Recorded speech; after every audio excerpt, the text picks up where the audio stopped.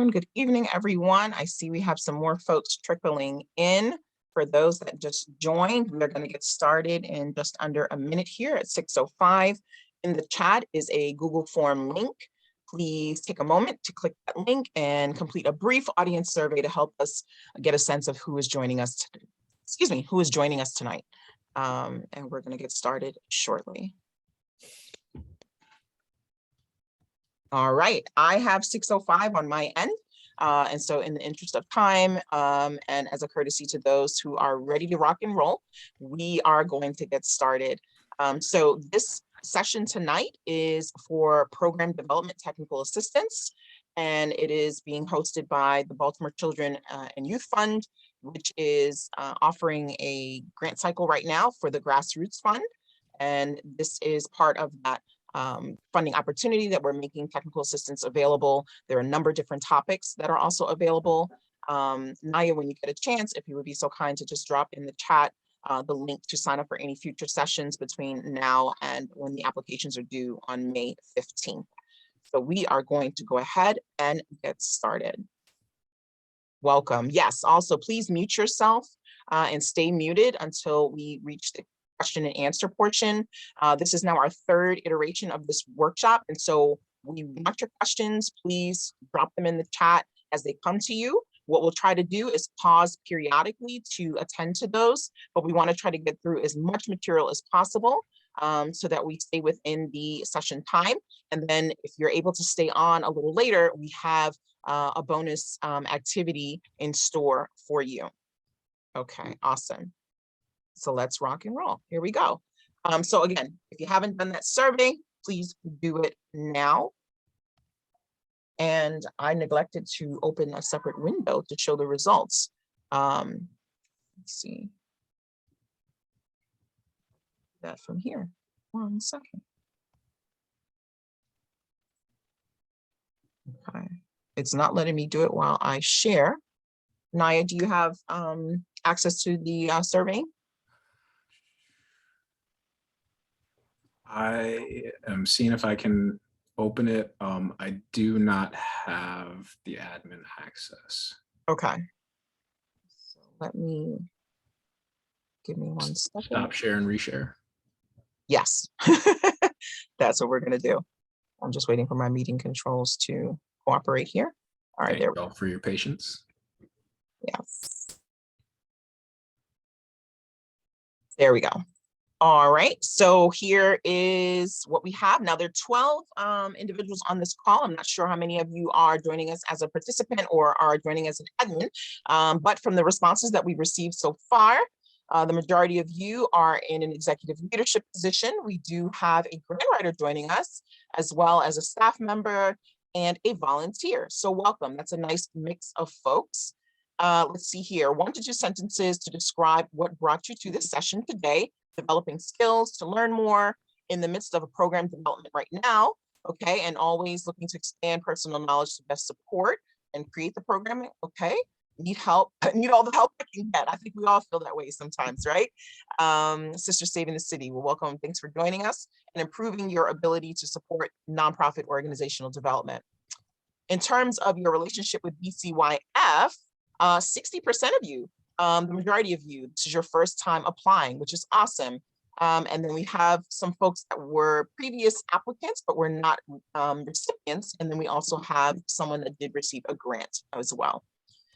Topics that are most interested in, that you're most interested in, let's see here. By far, we have adapting your program narrative to meet under priorities and guidelines. Okay, I'm actually going to make a note of that here. I have my note, I have another screen next to me.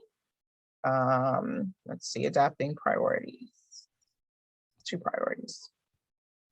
Okay, and then coming up, we have a tie for developing or improving your design or implementation of your program, and then developing an organizational budget overall. And then after that, the program budget and data for program effectiveness. Okay, so this is very helpful. So we'll try to address some of these questions that have come up. And I'm going to stop and reshare to get back to the presentation.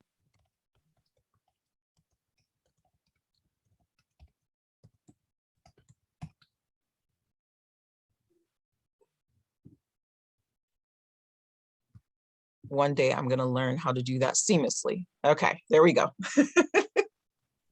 So first things first, after the survey, a little bit about myself and my colleague. My name is Kieran Smith. I am the principal at Amana Consulting, and I'm part of the BCYF Technical Assistance team. I'm a native New Yorker. However, I have been in Baltimore for the more than 15 years, raising my family here. I'm a Howard University grad.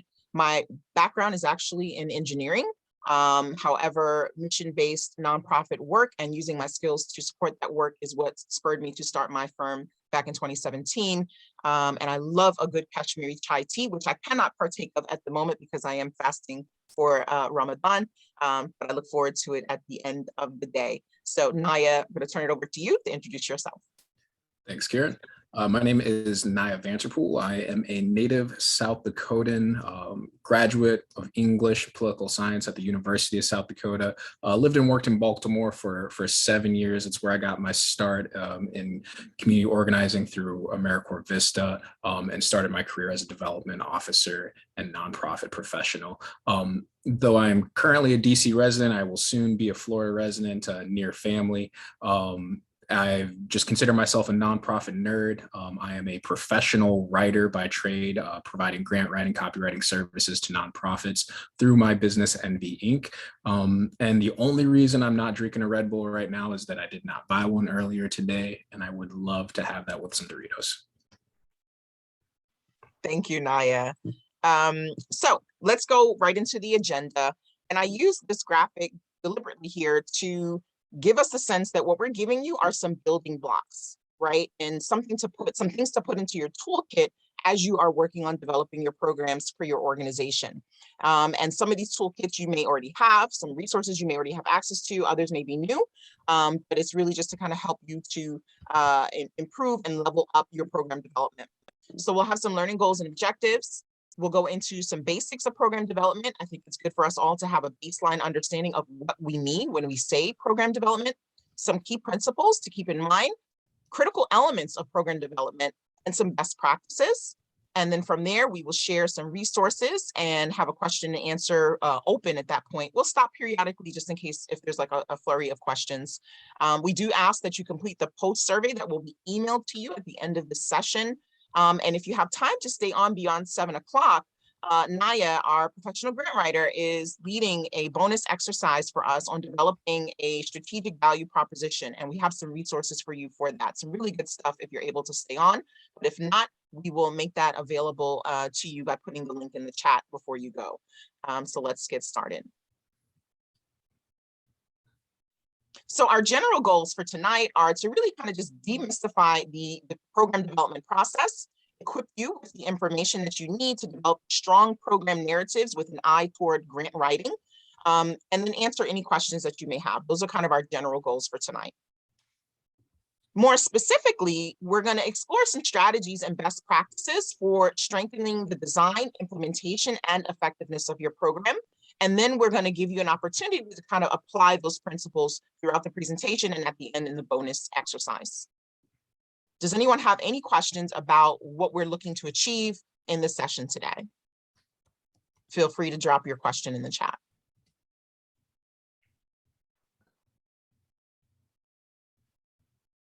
Okay, nothing has popped up yet, but if it comes to you, feel free to drop it in there and we will pause briefly throughout the session and to address those questions. So first things first, what is a program? And what is meant by program development? So a program is a group of activities or things to be achieved. And this is just a basic definition of what a program is. And this can come in a number of different ways in how you conceive a program. It can be a one-time event. It can be a series of events. It can be a recurring activity, but essentially a group of activities to achieve a stated goal. The National Minority AIDS Council has developed a program development manual that is really well written and kind of easy to digest. Program development can be quite complex. And so I use this resource in this session today because I feel like it's very accessible for folks who maybe are not in that space as professionals, but they're doing the work of designing programs in their communities. So program development is or can be understood as an ongoing comprehensive planning process used to establish programs supported by well thought out and documented plan of action, a well thought out and documented plan of action. So I want to emphasize a few things in this description here. It's ongoing, comprehensive, a planning process, well thought out, and a documented plan of action. It is not a static thing. It's something that happens continuously. And we'll talk a little bit about what that looks like. So in general, and this is a very basic framework that we're sharing here today.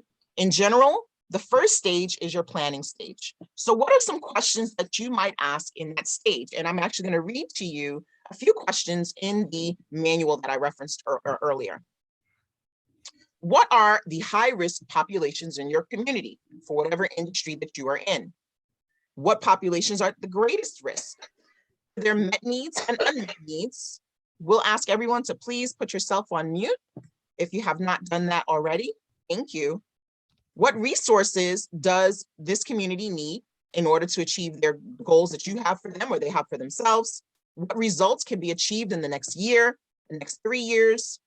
What social networks, institutions, businesses, or other community building activities are available to address the problem? So at this point, you're doing an assessment, right? And we'll talk a little bit about that. And there's something called a needs assessment, which is a very important part of your program development process. We'll get to that.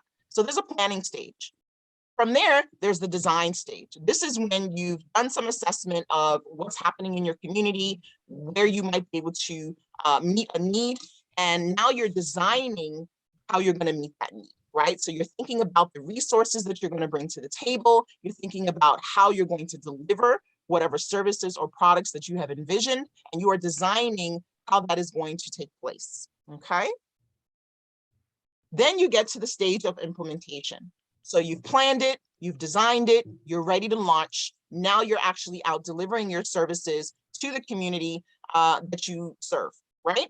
And so in this stage, you are also thinking ahead as you go. So as you are implementing, things inevitably will come up and you'll say, wow, maybe we didn't consider that in the planning stage. Let's make a note for the future. And so that comes into the evaluation stage. So you may be doing that throughout implementation, taking notes of, oh, okay, let's just make a note of this for the future. And at some point, you will want to evaluate your program that you put on. Did you achieve the goals that you had set out to achieve? What could you have done better or differently? What didn't you anticipate that maybe you want to plan for in the future?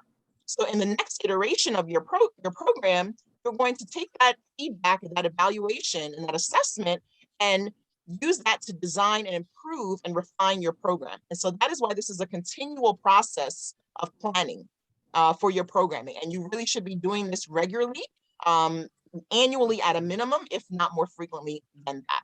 Any questions on these slides before we proceed? Kieran, I would just jump in here and Yes. add that many organizations, and this, if this, is you, just many organizations start at the implementation phase. They see a need, they start at the implementation phase. If that is where your work is at, that's great to be responsive to the work. Grant making is going to require you to reverse engineer what you're currently doing. So take this as an opportunity to go to reverse engineer. Right on top of you, then you go. What fucking judgment? God damn. Yes, please mute yourself if you are joining us so that we can attend to the material. We do appreciate it. Thank you. And please stay on mute until the Q&A session towards the end. If you have questions, you can drop them in the chat. Thank you for that, Naya. I'm gonna keep moving. And the next thing we're gonna look at is just some key principles to keep in mind. Principle number 1, remember why you started. We are going to share a lot of information tonight. And if you have been taking part in any other TA sessions, you have already received a lot of information, and it can sometimes be overwhelming and make us feel like, oh, wow, how am I going to accomplish all of this? And it's important for us to remember why we started, what brought us to the table, what were we seeing in our communities that we felt like we needed to be involved in and address, and keep that at the forefront. What was our mission? What are our value proposition statements? Program development, again, is a continual process. It's not a one and done. And the most effective programs are those that are routinely and objectively refined. these are the ones that become the most effective when you have a deliberate effort to review and refine your programs as you go. I'm going to keep going here. Let's see. There we go. Principle number 2, designing with the end in mind. And this is actually one of my mottos here. And I find that we often don't know where to start sometimes when we approach these activities. Where do I start? Where do I begin? As Naya mentioned, you may already be in implementation. And so you do need to kind of work backwards and reverse engineer. And I actually advise folks to go ahead and do that anyway, wherever they are in the process. Design with the end in mind. And what do I mean by that? What is the end goal? What is the impact that you are seeking to make? Work backwards from that, and we'll walk through an approach to do that. You want to think about the constituent data that you might need to collect or analyze to really understand whether or not you're going to be effective in what you're trying to do. And think about how you're going to convey what you do to your funders and your supporters in your planning process. Please mute yourself. Everyone, please take a moment to mute yourself. We're getting some feedback. And please try to stay on mute. I know sometimes you can accidentally unmute yourself, but we just ask that you stay on mute. Principle number 3, you're going to want to evaluate your program and the narrative that you develop from a funder's perspective. This is very important. What I often hear in working with organizations is, well, I don't want to change how I articulate what we do, or do I have to change my program in order to fit into the requirements of the funder's grant? And the answer to that is no, you don't have to change your program per se, unless your program has a deficiency, which is different, right? Where it's something that you need to address that would be expected of what you're proposing. But you do need to speak in a way that the funder can connect with how what you're doing is aligned with their priorities and their goals, right? Because they have folks that they report to. How was this investment spent? What was the efficacy of that investment, right? Was there a return on that investment? What can they expect from that investment? And so it's something that you want to approach from the standpoint of the mutual benefit for you, for your constituents, and for the funders that are supporting you. What's in it for everyone, and that you clearly articulate that, and you want to connect those dots for the funder. Naya, did you have anything you wanted to add on this topic? I would just encourage everybody to refer to the request for proposals with the BCYF grant for the priorities that they are looking to fund for their grant proposal. And it's just so critical that you refer to your RFP for that information. Absolutely. Thank you for that. And we'll touch on that a little later in the session as well. Principle number 4. Developing a compelling program narrative, like grant writing in general, is more of an art than an exact science. We often have questions, well, can we just like build a template that we can use to go for multiple different grants? The answer is yes. The question is, are you trying to be effective, or are you just trying to be efficient, right? So in order to be effective, your program narrative really should be tailored to that funder. And so this graphic here is kind of like a visual representation of you kind of preparing to approach a grant, right? You're doing a little bit of research about the funder, what's their giving history, what are their current priorities. Sometimes folks make the mistake of assuming that whatever the funder was interested in funding a year or two ago, they're also still funding now. Their priorities may have changed, right? And so are you up to date with what they are interested in and who they're funding? And so we're in a space right now. I see something came up in the chat. I just shared a link to the RFP. Okay, awesome, thank you. So we're in a space right now where more and more funders are embracing a more equitable approach to their giving. And this is a unique opportunity, and the Grassroots Run in many ways is a product of that, right? But we want to be sure that we've taken the time to really get to know what this funder is interested in, so that in our narrative, we are speaking to those things and connecting the dots for the funder. Did you have anything you wanted to add, Naya? I think you said it well. Awesome. Principle number 5. This one is an important one. You will only hit what you aim for. Read that again. It is not uncommon for organizations to undersell their work. They may put together a proposal or a budget that doesn't fully include all of the effort that is involved and cost associated with what they do, They may find a grant opportunity. The grant opportunity is for $20,000. So they design a $20,000 budget for their program when really the program costs $45,000, right? So what you want to do is have a real sense of what your work costs you to do it well. You want to do your best work, right? You don't want to be underfunding and overburdening your team if you can avoid that. And what resources do you need in order to pull this off effectively? Include that in your budget. A funder may decide to fully fund your work. More than likely, they will partially fund because funders like to share that risk with other funders and not take on the full liability for the activity. But you're going to want to articulate what it really costs to do the work. I would caution against building a budget that's like a pie in the sky budget. That's not even really realistic for you, right?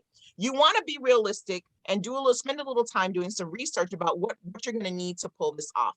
And you want to make the case for investing in your organization. But closed mouths don't get fed, right? So if you need $45,000, make it clear that that's what it costs you to do that work, right? Even if the grant is for less than that, and you say this is how this portion will offset whatever costs that you have identified. So in the case of the BCYF grant, you are asked to come up with $50,000. And the unique thing here is that it's not limited only to a specific program because this grant is designed for you to have some seed money to grow your organization. So it's a unique opportunity to do that. So think about what resources, human or otherwise, that your organization needs and how you might be able to spend that $50,000 and why making that investment is worthwhile for the funder, right? This is very important, but if you don't ask, you're not going to get it. So any questions so far? I think the next slide takes us into the next set of the agenda, the next part of the agenda. Any questions? And I see some folks are still joining. Some folks I recognize as well. Welcome. If you're just joining us, there is a survey link in the chat just to get a sense of who's in the audience. We just ask you to fill that out. And I don't see any questions at this time, so I'm going to keep rolling. Naya, I'm going to ask you to keep me to time, please. You got it. I can't see the clock on my screen with my screen share. We're approaching 6:30. Okay, good to know. So some critical elements for program development. And what we mean by critical elements, this is kind of industry standard and best practice. So if any of these elements are missing from your program design, it might be a flag, a red flag for a reviewer or a funder, right? Because we have to remember, funders are reviewing hundreds of applications a year. They've seen it all, right? And so it is often that they can very quickly determine whether someone has put together a realistic implementation plan, a realistic budget. An example that I like to use is, let's say you are planning to do, let's say your organization has an after-school program. And last year you guys had 50 kids in your program. And this year you want to scale up to do 200 kids. But last year with the 50 kids, you had 4 or 5 counselors. And in your plan for the scale up, you still have 4 or 5 after school counselors for 200 kids, right? That might be a red flag, right? Is that appropriate? Is that adequate for what you're proposing to do? So these are all important things. And so the first thing that you start with is this needs assessment. It is an appraisal to determine what programs and services your community and constituents need. We want to be sure we don't assume that there's a need that we have not verified exists. So you may be able to verify that through research that has been done on a particular community, that this is now an identified need. Ideally, that research had community input in it, and it wasn't purely an external evaluation, right? Or you can conduct other types of needs assessments in your community. So I'm going to actually pose that question to the audience. What are some ways and methods of conducting a needs assessment? You can share what you have done, or you can share what you're aware of in terms of approaches to conducting a needs assessment in the chat.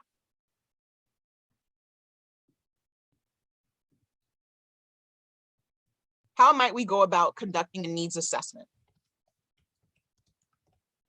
An online survey, yes. What else can we do?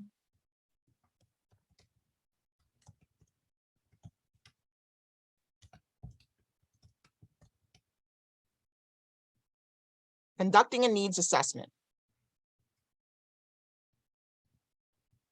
Not sure if folks are still typing, but an online survey is one approach.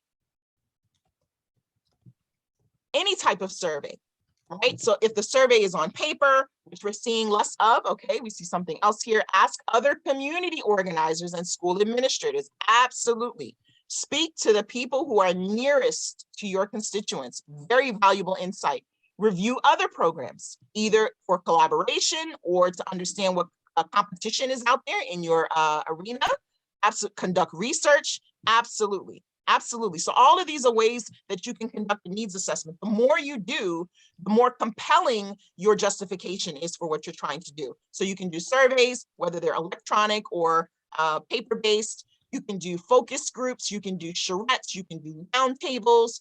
You can do research that you conduct yourself, or you can research what is available out there in terms of studies.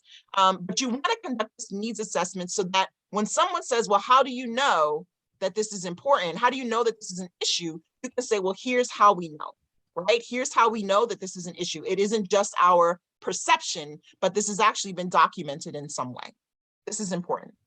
Any questions on the needs assessment? It's a very critical element of the program development process. Any questions on a needs assessment? And while we're waiting for that, Naya, did you have anything you wanted to add on the needs assessment topic?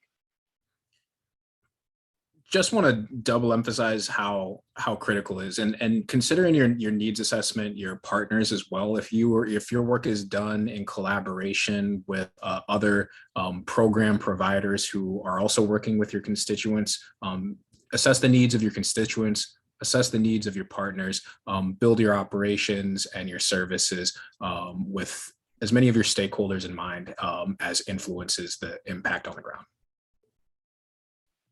Very important. Yes, thank you for that. So let's keep going. Other critical elements in the program development process. Let's see. It's going backwards. Not sure why. I think I clicked in the wrong place. There we go. Funder alignment. You're going to want to, and you'll hear us repeat this throughout, you're going to want to have some synergy with the funder's current priorities, their touch points, and their evaluation criteria. This is very important. If you submit a program narrative or a proposal that is out of alignment with the funder, you may actually burn a bridge. And the reason for that is it conveys to the funder that you didn't take the time to make sure that you were in line with what they are intending to use the funds for, right? And so you don't want to do that, particularly if it's your first time in front of a funder. You want to make sure that you convey to them that you took the time to really assess this funding opportunity and speak to what they want to invest in. Question for the group. What are some of BCYF's priorities, touch points, or evaluation criteria? It's a little mini quiz to see how many people have done some homework yet. In the chat, what are some of BCYF's priorities, touch points, and evaluation criteria?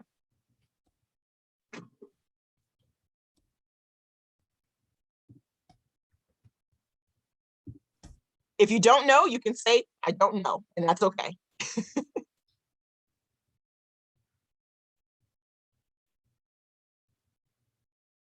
Okay, supporting youth, yes, okay. Mentoring, reducing crime. And specifically with respect to the mayor's agenda in terms of addressing some of the issues with our youth, yes. What else? What else is important to them? There's one word I'm looking for that is an overarching theme of this particular funding opportunity. I'll give you guys a hint. Starts with an E. Okay, not that E, but economics, yes, absolutely. And making economic investments into the community. The word that I was looking for, it's okay, equity, yes. And the winner is Chelsea. Thank you for that. So equity is a huge, somebody said education. So that's a part of it, yes. But the equity is a huge part. And there's actually a section on the application where you are asked to speak to how you are addressing equity in your proposal and in the work that you do. It could be gender equity, it could be racial equity, it could be equity in terms of addressing, access to certain, services or things like that. So equity is a big touch point here. So if you have not yet done so, strongly encourage you to review the RFP in full. And I think that the RFP link was previously shared. I'm sharing it again in the chat. You're going to want to review that as well as the scoring rubric, which basically is like a cheat sheet. It's like an insight into how the review panels are going to look at your proposal. And you're going to want to do that because as you put your proposal together, you're going to refer to this rubric. Okay, did we touch on this, right? Read your proposal, or even better, have someone else do it. And then see, okay, where do we fall? Is this a strong response to this particular area, right? How can we strengthen it, right? Because you want to get as high a score as possible for your organization, okay? But you're going to need to do that throughout the process. If you write your proposal or develop your program without having read the RFP, without having read the scoring rubric, you're putting yourself at a disadvantage because there will be other applicants who did do that, and they will be drawing inferences and connecting dots in their proposal, which will strengthen that narrative, okay? Any questions on funder alignment? So we did have a question that I did type from the survey about adapting to priorities, right? So we already said we don't want you to think that you have to change your program, because changing your program triggers a whole set of other activities and tasks for your organization and has implications. However, it's how you articulate what you do. So for example, in the after school example, let's say one element of the after school program is that you all have collaborated to bring in social workers to provide support to the students. Maybe you have some troubled students in your community and you bring in social workers, and maybe there's like some wraparound support for them. So perhaps there's a funder, and in this case, if you're addressing equity in terms of access to certain supports, you can say, well, this is how we are addressing that particular touch point in our work. Doesn't mean you changed your program. It's just you're highlighting the things that are important to that funder, right? And how you speak to those things. Naya, I see you shaking your head. Did you want to add something to that? No, agree. Yep. Awesome.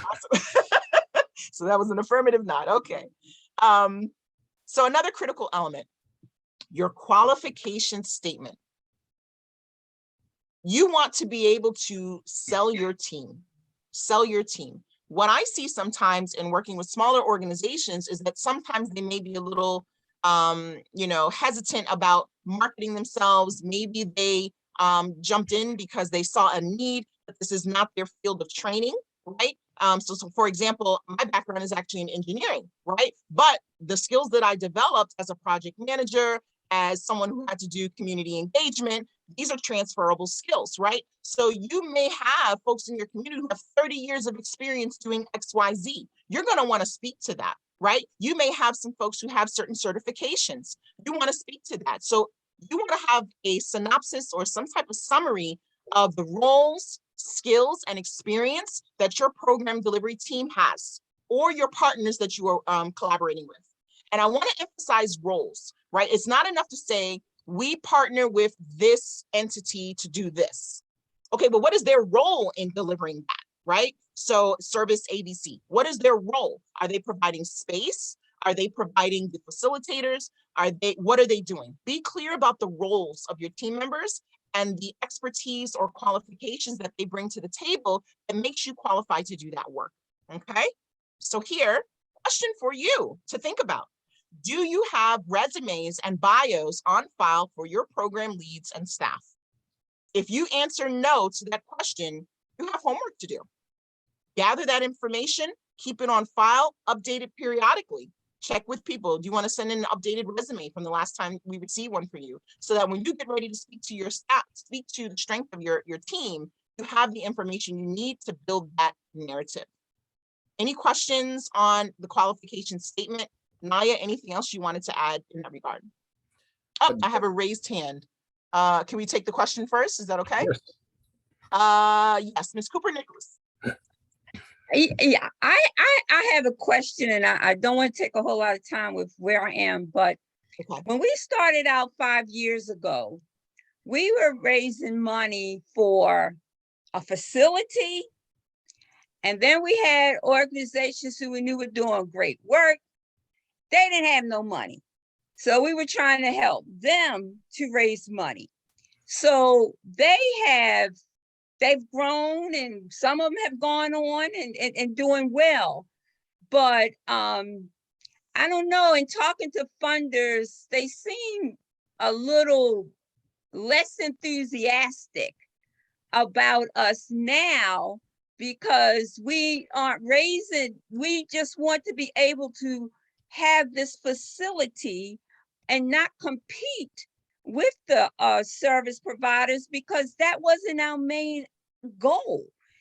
Because so many service providers have great ideas for programs, but they don't have a facility where they can operate from.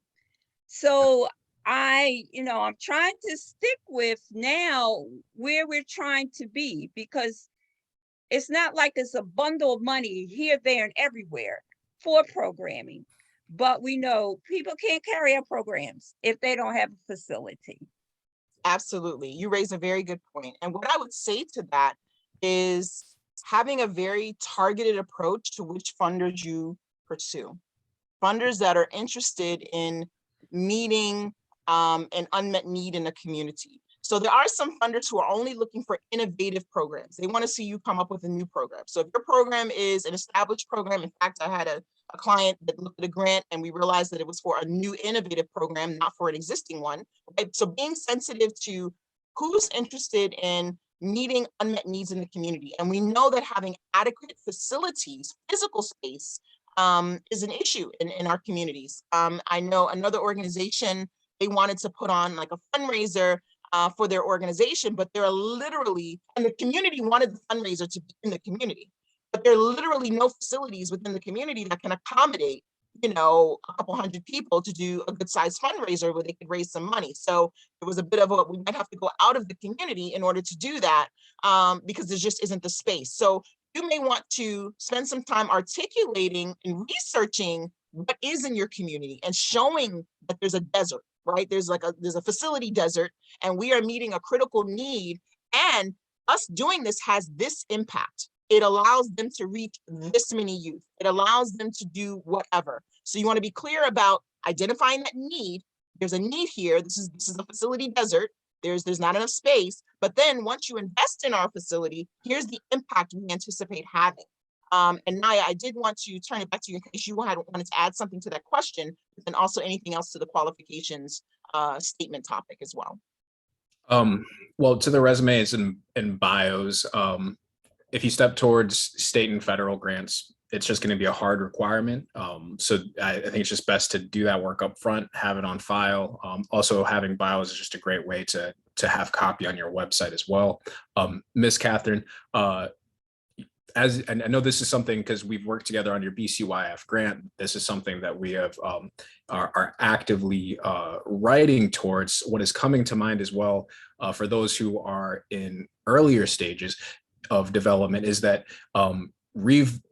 evolving your vision and mission as you grow, as you discover new ways that your organization is collaborating, new needs that you're meeting, or just needing to adjust the scope of your work is something that many organizations need to go through. In terms of collaborative fundraising, that is something that is difficult to do because it does require a different kind of coordination with your partner organizations. For safe havens that are housing other programs, it is in your interest to write grants in a collaborative way with letters of support from those program providers so that funders can see clearly we are a safe haven. We partner with these programs in an intentional way in order to fill our safe haven with services, with enriching services and with enriching experiences. So that's a collaborative fundraising approach, and it can actually be to your benefit, particularly in the Baltimore market where funders want to see more collaboration among nonprofits. Just have to, as Kieran said, have a very intentional way of framing that. Absolutely. Thank you for that, Naya. And I hope that answered your question, Ms. Catherine. It's also good to see you again. I believe I met you last year as well and learned a lot about the work that you do in the community. So there was a question in the chat about the slides. We're going to try to get that link into the chat for you. And so you have a PDF of the slides to attend to. Also, the recorded sessions are available on the BCYF YouTube channel. So Naya, if I can punt that to you as well to pull up the link to the YouTube channel and put that in the chat. So if you, and you can see this presentation and all of the other ones. I can see my clock, so we're gonna keep going if that is okay with everyone. Terrible timekeeper. Yes, my timekeeper is slacking on the job.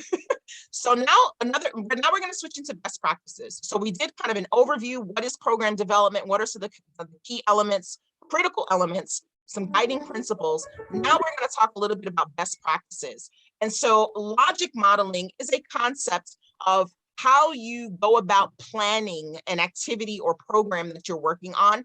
Logic modeling can be a very complex topic, but in its simplest form, and I've taken this from the University of Wisconsin, they actually have a course that is available for free, if I'm not mistaken. I think I have the link later on. It's basically thinking about three things: your inputs, your outputs, and your outcomes.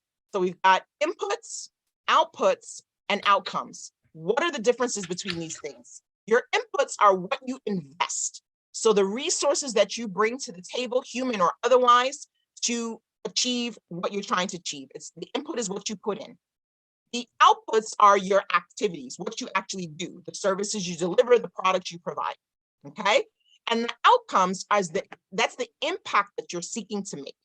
Right. So we want to think inputs, outputs, and outcomes in its simplest form, and make sure that we know what's going in, what are we doing with the things that we're investing, and then what is the outcome and impact that we're anticipating having in our program development. What I'm going to share with you tonight is an approach, and I have called this the Amana Method. I kind of developed it in working with a number of smaller nonprofits to help us take these concepts, these general concepts, and find a way to implement them in a way that doesn't require you to read a 500-page manual to understand logic modeling, right? So starting with the end in mind, this is one of the principles that we started with, right? What is the desired outcome? So in the case of the example I used, which was the after school program, perhaps your after school program offers some type of sports activity. So there's some recreational sports involved, it's organized sports, and students can come and participate in that. And your desired outcome is maybe you want them to learn certain skills, cooperation, the 4 C's, I think we talked about in a previous workshop. Some cooperation there, that they be creative and just different things that they can do and gain some skills. So that's the outcome that you're seeking, right? You've decided that's what we're trying to do through having this after school program and offering these activities. From there, you're going to think, who's the target group, right? So there are a lot of youth in Baltimore City, right? Your program cannot realistically serve all of the youth and all of the various stages of development that they are in. So who are you targeting? Is your program for elementary age? Is your program for a specific school community? Is it for a specific zip code? Whatever your target group is, right? Being very explicit about who you serve. And hopefully that's tied into your needs assessment that determine you should serve that group, right? And we'll talk about that. So my desired outcome, the target groups, working backwards, the identified need. So at some point you did some sort of needs assessment to determine that this was a need, okay? And you want to document that, whatever it was, the surveys, the focus groups, the research, whatever it is you did to determine this need. From there, you have the evidence and data that supports that. And now you have the services and activities that you're going to do to address the identified need. So in this example I gave, you're offering the recreational sports, the organized sports, in order to help students develop skills. That's the service or activity that you're going to be providing. And you have the evidence that what you are doing works. That's here. So there's 2 types of data sets here, very simply. Data for the need and data that what you are doing is going to be effective, right? Those are the 2 data points that we want to have. You can have more than that, but at a bare minimum, you want data to support the need you identified and data to support the activities that you plan to do and why those activities should be done, okay? Now you know what you want to do, you know who you want to serve, you know what the need is, you know the services you want to deliver. What are the resources that you need to bring to the table to make that happen? Do you need a facility, as Ms. Catherine spoke about, which many organizations do? Do you need to hire staff, part-time, full-time? Do you need to bring on contractors? Do you need to collaborate with an organizational partner? Do you need to buy supplies and equipment, right? So if you're doing sports, you got sports equipment that you're gonna need to get. You might even have some safety equipment with that, right? What are the resource needs you need to pull this off? The resources you need to pull this off, okay? Once you have all of these building blocks, you are now ready to write your narrative. You are now ready to write your narrative because you have the pieces of the puzzle that you need to speak to in that narrative. And what many organizations do is they just start writing the narrative, this green box, without having thought about all these other gray boxes. And that will come through when a funder or a reviewer is reviewing it. They'll see, well, maybe they didn't provide enough justification. They didn't do X, Y, Z. So you want to kind of think through all of these steps before you start writing that narrative. Any questions on this very simple approach to logic modeling for program development? Any questions? Oh, see something in the chat. Was that something you posted, Naya? Okay. Just the YouTube channel. Yep, just the YouTube channel. Okay, anything you want to add to this, Naya? You know, just to make it practical, you know, when I see this, because I think that reverse engineering your theory of change is so important, and I greatly appreciate this. A couple of things that jump out to me is that there are two types of data. There's the needs data, and then there is the implementation data. When I think about this in a practical way, like if my desired outcome is to diversify the pipeline of Black teens in STEM careers, then, you know, what it might sound like is that, you know, we aim to diversify the pipeline of Black teens in STEM careers. We serve youth ages of 16 to 22. We work in this area because because this data shows that there's an underrepresentation of Black people in STEM jobs in both the DMV area. Here's our data source. So in order to make this possible, we provide C++, Python, JavaScript boot camps over 6 weeks throughout the year. We know that this model works because X, Y, and Z. Here's our data source for that. In order to achieve our mission and grow beyond serving 35 young people a year, we need to add staff. So we're seeking funding to secure another coordinator. Here's my proposal. Thank you for that, Naya. So I hope that these examples that we're giving you show you how you can apply these best practices to your own program development and hopefully make it easier for you, right? So it's not so much guesswork, but that there's a methodical process of going about developing your program and your design of your program, but then also how you articulate that in your narrative, in your proposals. Any questions, feel free to drop them in the chat. I'm being mindful of time in case any folks have to leave. Anybody has a hard stop at 7 o'clock. So here, best practices. We're continuing that conversation about best practices, using data strategically to make your proposal compelling.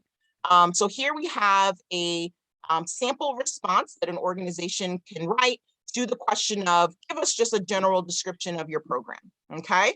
And it's one of those fields where maybe they don't give you a whole lot of space, right? And so this is one organization's response, and I'm gonna read it to you. The project will serve children who attend public school in Baltimore City. The children will learn valuable leadership skills that will equip them with the skills needed to become productive contributors to their communities. So I'm gonna now ask you in the chat, when you read that or hear that, what is something that comes to mind? It can be one or a few words. What comes to mind when you read that response to the funder's question? Please describe your program. Any thoughts? How? Okay, implementation. Some more information on implementation. Other thoughts that came to mind as you were hearing or reading that?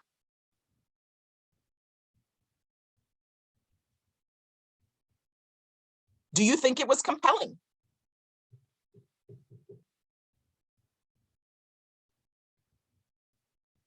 Do you think it could be improved in any way?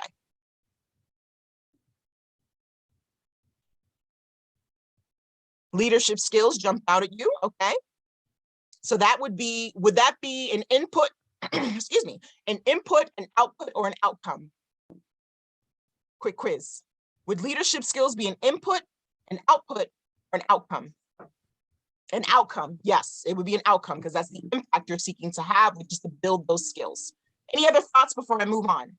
Something just when you heard or read this? Somebody said outcome. All right, so that means we got it. We got the logic modeling down. Awesome.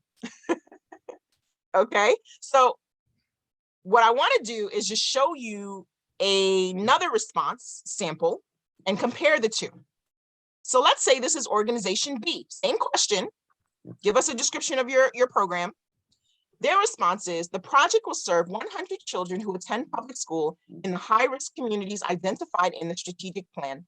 Last year, over 40% of students lived in the 21217 zip code. The children will spend 60 contact hours over the course of 8 weeks in leadership development workshops. At the conclusion of the project, we will conduct an assessment that includes a multiple choice test and a hands-on problem-solving challenge. Since 2000, over 70% of our students have obtained college degrees and report assuming leadership roles in their schools and communities after completing our program. Response to organization B's response. Thoughts, one word or a few words. What's your thought on their response as it compares to organization A?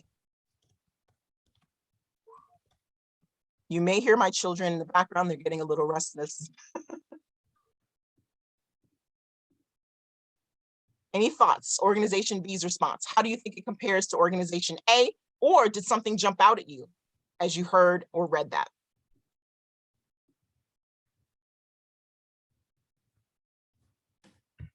More info and data, okay?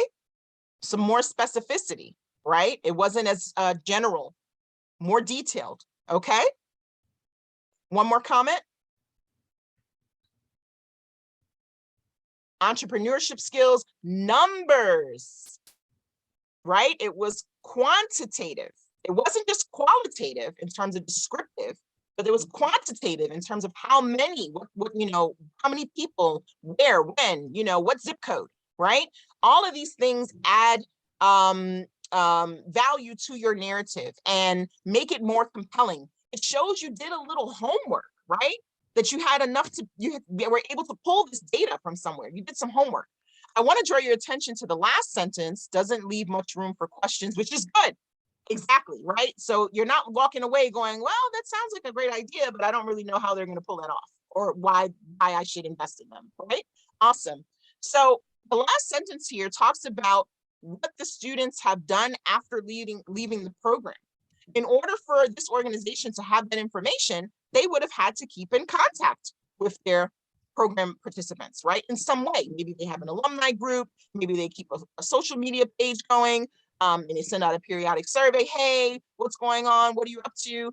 Right? To kind of see what's going on with people because they want to see that they have a lasting impact. If you can build in your program design ways to determine the lasting impact of your work, this is very valuable, very compelling, right? And it can set you apart from your organization, other organizations. And you may be saying, oh, well, we would have to develop that. We're not quite at that point. Talk about that in your narrative. Here is what we are seeking to do, right? We are trying to do this. We're trying to put these resources in place in order to be able to report that information. That's valuable too, particularly for this grant, which is dealing with capacity building, right? This BCYF grant is really dealing with capacity building and equity and all of these things. This is the perfect opportunity to speak to, here are the resources we need to level up our reporting, to level up our engagement, right? To level up our impact or to scale up our operation. This would be the time to do that. So I do have to give a disclaimer. I'm sorry, give me. Children are making their way to the kitchen. They are hungry. Okay. And I'm not too far from it. So, but the disclaimer is that these are only samples, and actually they're just random samples. They're not for any specific organization. And we don't want you to like try to cut and paste into your organization and substitute. That's not the objective here. It's really just to give you a comparative analysis here of how you can make a stronger narrative for your organization and what elements you can include to do that. Okay, so we are at just about 7 o'clock here. We did have a slide here on budget practices, and let me just see what the next one is. And the resources. So if you do have to leave, Naya, were you able to put in the chat the link to the PDF? Yes, ma'am, and I will share it again. Awesome. So Naya's going to go ahead and share the link to the PDF in case you need to run. If you have time to stay on with us, we do have some more information and the bonus exercise. And you guys have had some great feedback and questions as well. So let me just do this here. Oops, wrong way. I think I went the wrong one. Give me 1 second to get back to where I was. It went all the way to the end for some reason. Okay. Yes, okay. All right, here we go. So when you're developing your budget for your program, okay, now the budget development is its own topic. And if I'm not mistaken, there is a workshop on this topic. So we didn't do a deep dive in this session for this. But your budget basically describes your project in numbers, just as your proposal describes it in words. They should be aligned, right? So if I have an after-school program with 200 kids, I should see enough staff to accommodate 200 kids in that budget. And if you don't, that's going to be a red flag because the funder is going to say, do they really know how to manage this many kids, right? And again, we have to remember they're seeing hundreds of applications, right, a year, and they have a general sense of how programs should be resourced, right? So you want to make sure that you have a realistic budget. It should be clear, it should reflect actual cost. If you have historical data from last year, you can use that as a baseline, and maybe you increase it by a factor to account for increasing costs or what have you, or changes that you anticipate in your program. But you want to base that budget on the outline of your program plan that you developed, okay? And so what you see on the screen here are the budget categories that are available in the BCYF application. And so as you're putting your budget together, you're going to want to make sure, I think I need to turn a light on, lost some sunlight there. You're going to want to organize your budget line items into these categories, okay? Because they're actually like input fields in the application that you will insert the numbers for this, and then it will total up.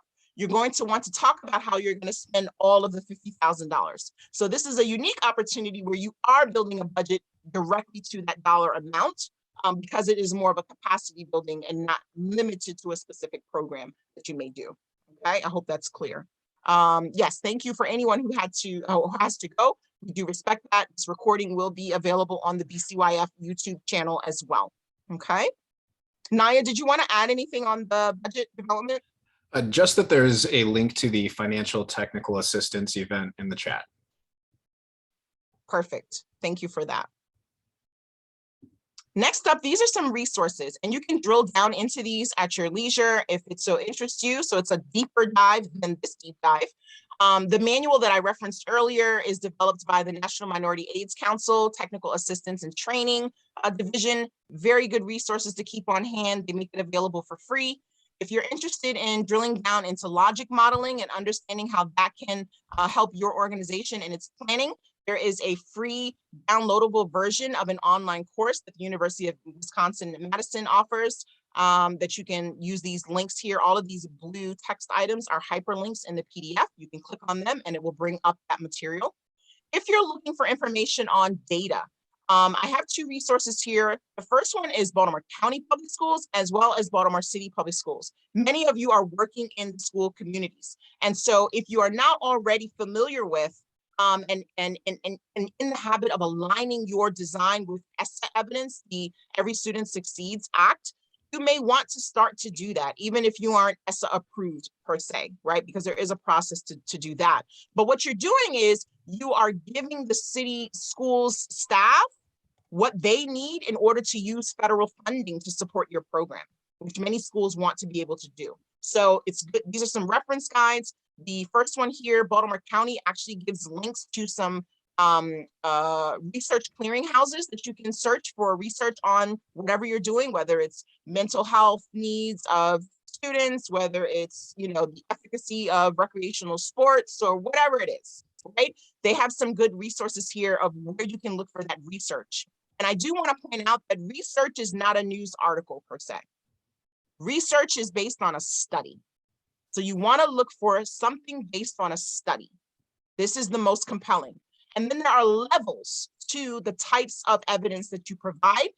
There is some information in the city schools slideshow, the slide deck that's linked here. So you can look at that. Some evidence is stronger than other evidence. We did drill a little bit into that in one of our last sessions, but in the interest of time, because I want us to be able to get to that bonus exercise with Naya, I'm going to leave that to you to take a look at. And if you have any questions and how you can make that work for your organization, you can sign up for the one-to-one TA and we can discuss that with you. Okay. Also included yes. a link to a free consultation with Pi.org, who will support you in developing your logic model. Awesome stuff. Lots of resources here for you. Hopefully you will find something that will work for your organization.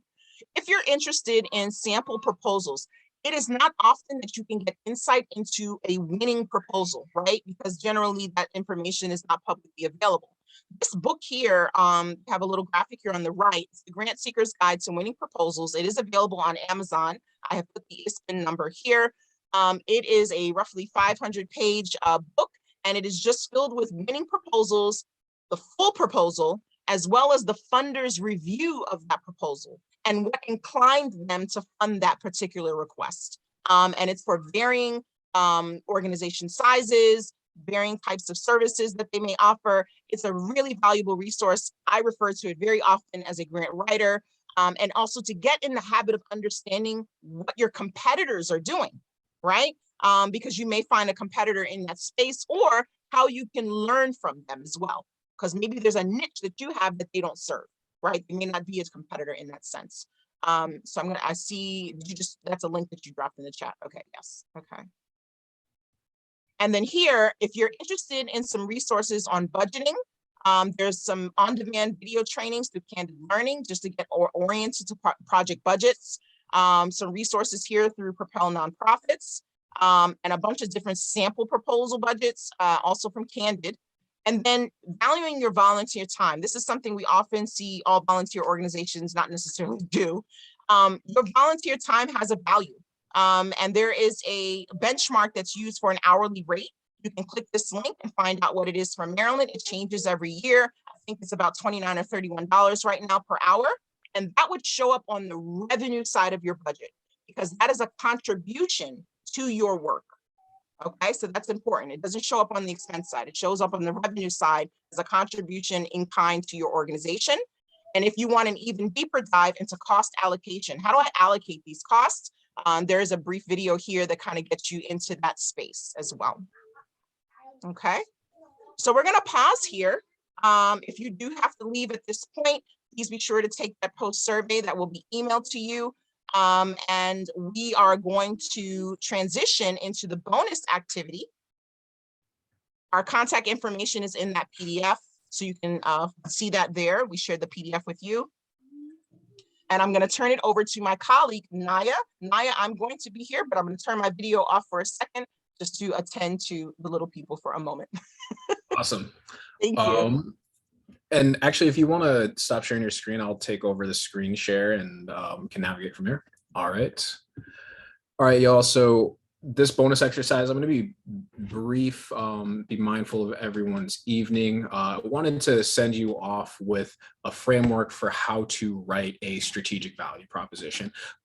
As I have done development work in the past, or even program work, tabling events, I have found a value proposition to just be an essential tool in my toolbox for making, whether it is a pitch in a pitch deck to a funder, a pitch to a volunteer at a tabling event, a one-pager for a variety of purposes, or a starting place for framing all of my proposal narratives. A value proposition is a short way of framing, articulating your organization's work.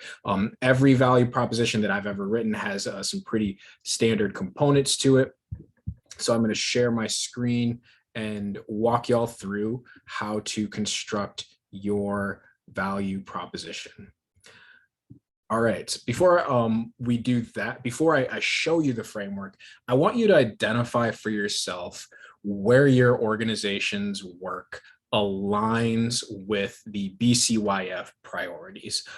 So go ahead and take a minute to look at the 3 different priority areas and the various initiatives under those priority areas. Once you've found at least one of the initiatives that you've aligned to, go ahead and drop that in the chat or just mark it for yourself mentally.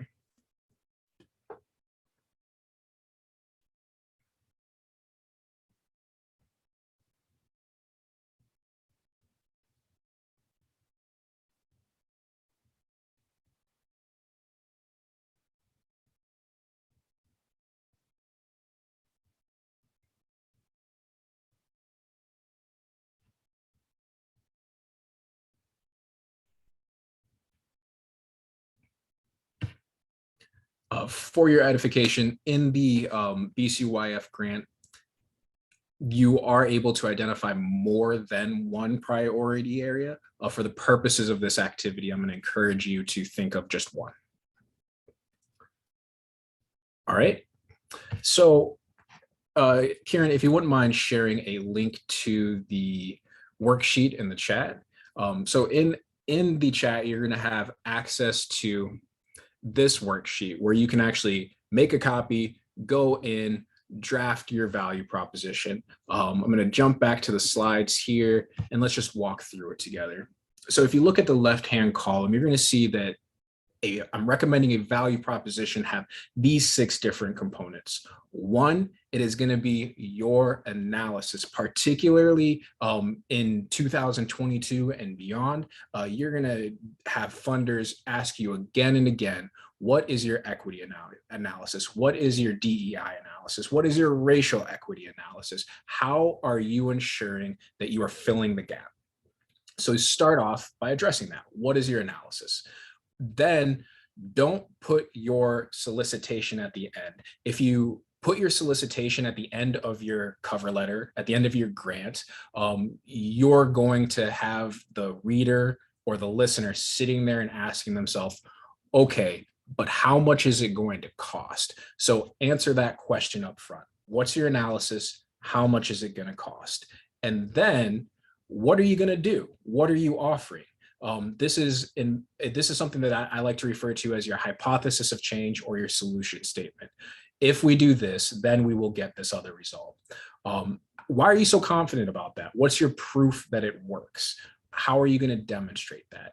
Then how do you know you have the capacity to deliver? What makes you confident that you have the team, the resources, the expertise, the lived experience to deliver? And you're going to close by stressing the urgency, not just the urgency of the need, but hopefully the urgency, the urgency of the hope that you're ushering forward as well. Here, you're going to see that there is some placeholder text in this worksheet.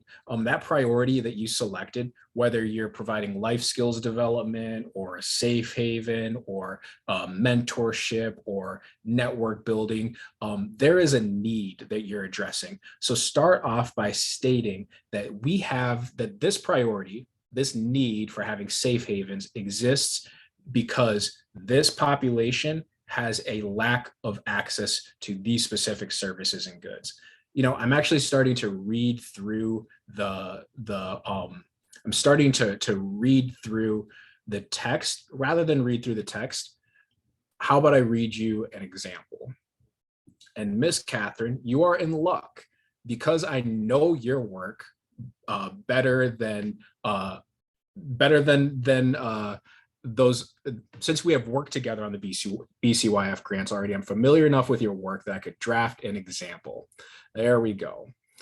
So let's look at the strategic value proposition through the lens of Sister Saving the City. Yep, sure can zoom. How's everyone's eyes doing? Y'all, is that better? Awesome. So the equity analysis for Sister Saving the City sounds something like this. The need for youth violence prevention, that's one of BCYF's priorities, and safe havens exists because Black teens in the neighborhood of Park Heights, the target population, have a predictable lack of access to safe, positive, and enriching out of school time environments. This creates an increased risk of youth becoming victims of violence or choosing negative alternatives after school. That's these negative outcomes. So Makes sense. We seek $150,000 over 3 years to advance our youth violence prevention work in Park Heights. Restates the priority, just clarifies the amount of money you'd like them to give. If we collaborate to deliver our intervention, STEM, art, entrepreneurship, after school and summer programming in a safe environment for 13 to 24-year-olds in Park Heights, it's a mouthful, but that's the intervention, then we will both redirect high-risk youth from becoming victims of violence or choosing negative alternatives, while also providing them with a network of support and life-enriching skills. You can break that up into multiple sentences, but you get the gist there. I'm going to state the intervention as clearly as I can, and I am going to broadly state the result. What's the proof that it works? Here, you're going to lean on your data. You're going to lean on your data and your outcomes. If you're in the first year of operations, you're probably not going to have your own data to point to, but you're going to have a study to point to that this intervention is reliable. So for Sisters Saving the City, we've been operating since 2014, and less than this number or percent of our young people have committed or been victim to violence. And this number or percentage have advanced their education or career goals.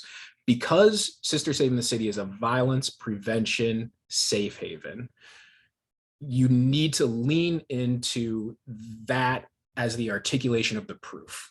If you're about crime reduction, you need to have numbers that reflect crime reduction. So this proof demonstrates that providing a safe and nurturing environment works. It's such a common sense thing, but funders, we can't leave it up to common sense. We have to show in our numbers that it works. What's the capacity to deliver? So Sisters Saving the City has 5 years of experience coordinating safe haven enrichment programming in Park Heights, and is conducted in collaboration with 3 enrichment youth organizations who provide art, STEM, and entrepreneurship programs, which demonstrates our capacity to deliver. There's more information here about the number of staff, volunteers, and collective years of experience that you can interject, but hopefully you get the gist. And then what's the urgency? We must provide safe and nurturing out of school time environments. Otherwise, this pattern of young people falling between the cracks or victim to crime will not change, will continue. So you take all of that together, you delete these titles, and you have your 6-sentence value proposition that you can apply to an about us, that you can take to an elevator pitch, that you can use as the framing of your grant narratives. Appreciate y'all your time this evening. Before we close out, would love to open it up to the floor if you have any questions or comments. And Ms. Catherine, I will share this link to you so you can have a copy.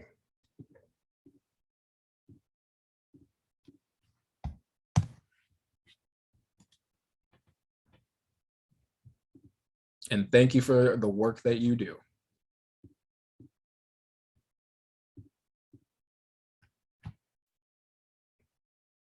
All right, Kieran, back to you.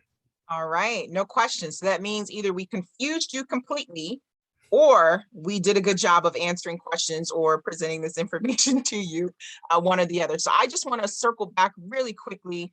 If you have to go, that's fine. This is a recorded session, but I did want to just circle back. We didn't do this in a previous session, but it occurred to me to just circle back to that audience survey and make sure that we addressed what you asked us to address. So the leading thing here was adapting the narrative to meet the funder priorities. If you don't feel like you're clear on that, let us know. And then the next one was developing or improving the design or implementation. So we talked about how logic modeling can help you do that, and gave you some simple logic models that can be applied to that effort, as well as resources for deeper dives into more complex logic models. Developing an organizational budget. So we did provide some budgeting resources on that resource slide. We also provided a link to the session that actually does a deep dive on that specific topic. Okay. The others were determining what to include in the budget. So that's tied into the budget there. And then finding data. So we did talk a little bit about data. Naya also put a resource into the chat. If you haven't already, pro tip, and I meant to mention this earlier, if you save the chat, you can save all of those links to your computer device. So in your chat box, next to the little emoji icon, there are those 3 dots. If you click on them and click save chat, you can save that chat and have all those resources readily available for you. So you don't have to try to type them or open up a million browser windows before the meeting ends. So I hope that we addressed your most pressing questions. If you have any more questions, we've got just a few more minutes here that we can hang on. It's getting close to the time for me to break fast, but we're willing, and my children are already trying to help themselves to the kitchen. But we're willing to answer any questions that may have come to mind. If you feel like you need a one-to-one session to really drill into this for your organization, we highly encourage you to schedule one of those if you haven't already, so that you can take advantage of this free support that is being made available through BCYF this year. I think it's over 120 hours, if I'm not mistaken, of technical assistance that's being made available. So we want to make sure that you are aware of that and availing yourself to that. So with that, we are at the end of our session. The very last slide in the presentation has our contact information in case you have specific questions, as well as the links to BCYF's various media channels, the website, email, Facebook, and Twitter. And we put the YouTube link in the chat as well. For future presentations, we'll try to add in the onto the slide that information we got today.